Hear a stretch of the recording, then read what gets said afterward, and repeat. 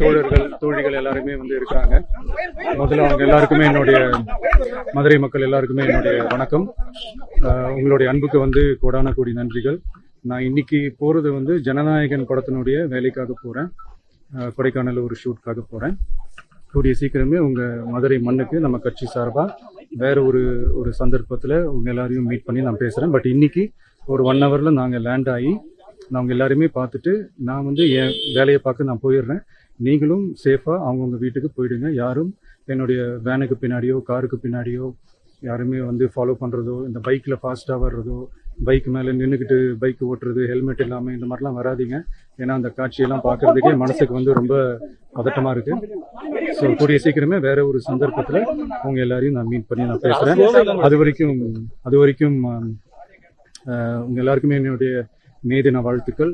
Love you all and see you all. And இதை வந்து நான் மதுரை ஏர்போர்ட்ல இந்த மெசேஜ் என்னால் கன்வே பண்ண முடியுமான்னு எனக்கு தெரியல.